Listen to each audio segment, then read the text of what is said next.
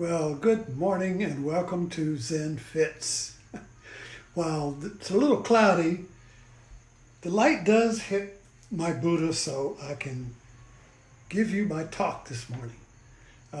Since that's my little game I play in the morning. When the light hits the Buddha, I talk. So, the title of Zen Fits today is ambiguity. What good is it?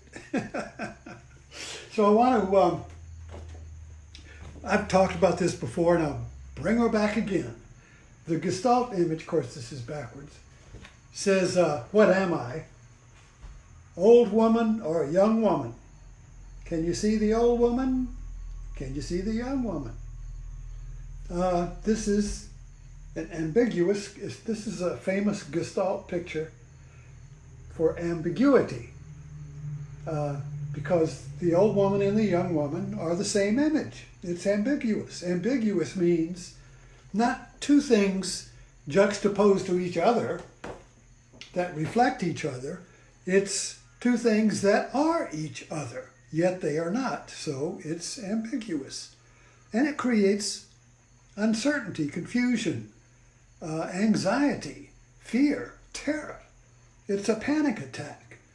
A panic attack is the result of an ambiguous situation that cannot be stabilized. It's like when you take a microphone and stick it into an amplifier, wah, wah, wah, wah, keeps going, wah, wah, wah, turn it off. If you don't turn it off, it'll blow the amplifier or your eardrums. You can't sustain it. When ambiguity is not checked, it keeps increasing, wah, wah, wah. Why? Because the opposite forces churn like a hurricane or a snake eating its own tail. That Gestalt image, not Gestalt, but that mythological image of the Ouroboros is the snake eating its own tail. Why does it eat its own tail? It's trying to become one, but it's two. It should be two heads, the head and the head eating the head of the other. So an ambiguous situation is two me's, two heads, but there must be one. This is the commandment. You could say Yahweh's commandment in the Bible. Let there be one. There shall be no other God before me. Let there be one, you see. Even our logic, Aristotelian logic, is based on identity or oneness. Let there be one. For instance, this object here, my little Hote, that's one. It's not two unless you got a walleye, then you got two. In other words, there's only, everything is one. This is one cup, it's not two. If it were two cups and they were both identical, it would be ambiguous. Which is the real cup? What is real? You see, so when we get an ambiguous situation, there's going to be a vortex, a wah, wah, wah, like that. So we have to stabilize it. But getting back to I love this image so much. My wife even made little coasters out of it. See, that's a coaster. She was doing some clay work, and I had her make a coaster out of me. You see, the old woman and the young woman. This is a visual Zen cone, because the Zen master would hold up this and say, is this an old woman or a young woman? Now, which is it? Choose, or I'll hit you with it. You see, you can't choose.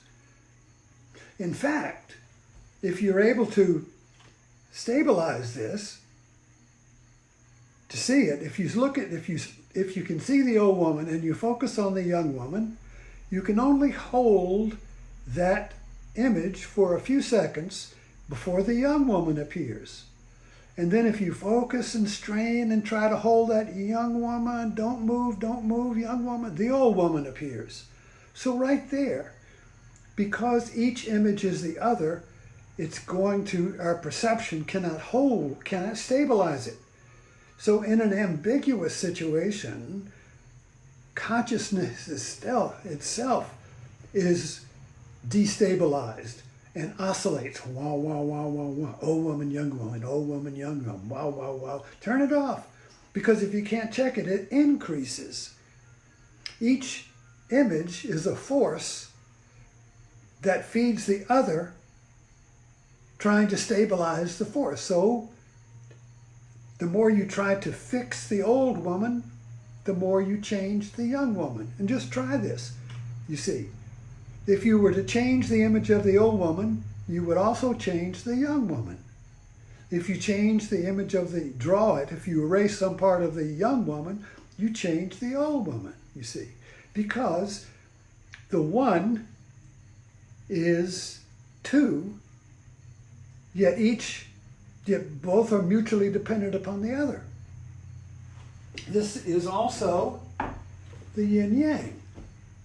Now we look at the yin-yang, which is the symbol of Taoism, and say, well, these are two opposites juxtaposed to each other. But no, this is an image of the old woman and the young woman. They are not two images juxtaposed to each other, fighting each other, trying to conquer the other. Like this tries to conquer that, this tries to conquer that, so they go wah, wah, wah, you see. But this is really an image of the old woman and young, where each stands alone. So the white stands alone as a separate image, and the black stands alone as a separate, yet they are mutually the same. So this is not logical. This is where logic is defeated. And this is where Zen, which is the way of ambiguity, the logic of ambiguity, demands that we leap beyond logic to satori, or realization of the whole that is two. So if we were to look at this, well, so as a metaphor, what is the whole, the one that is two? Well, the one would be the ink blot. Now, when you first see this, you probably just see ink, an ink blot. And then one of the image will appear. And of course, once the old woman appears, you can't not see the old woman. And then you say, well, where's the young woman? Where's the young woman? Or if the young woman appears, you say, where's the old woman? Where's the old woman? You see. But then, suddenly, you will see the young woman and the old woman. But as I said before, you can't hold one or the other, yet each one stands alone, you see. So what is the whole? The one that includes the two? Well, in this metaphorical situation, it's the ink blot. So that would be the one before the two. The ink blot would be our original Buddha nature. The ink blot would be our perception before it becomes name and form. The ink blot would be our original innocence. It would be our openness, our wonder, it would be Avatar, in the sense that Avatar was about the wonder of seeing Pandora for the first time. So you would see the world for the first time.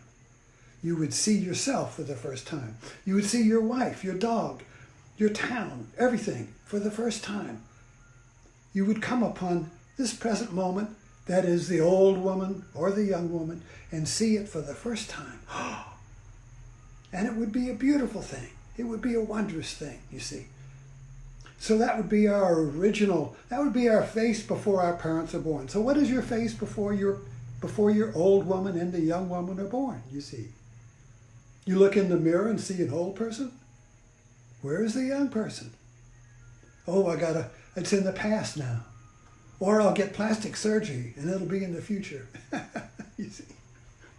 So this is all about breaking through the logic of our frozen world in the known, you see. We know everything. We know what everything. Oh, that's a young woman. That's an old woman.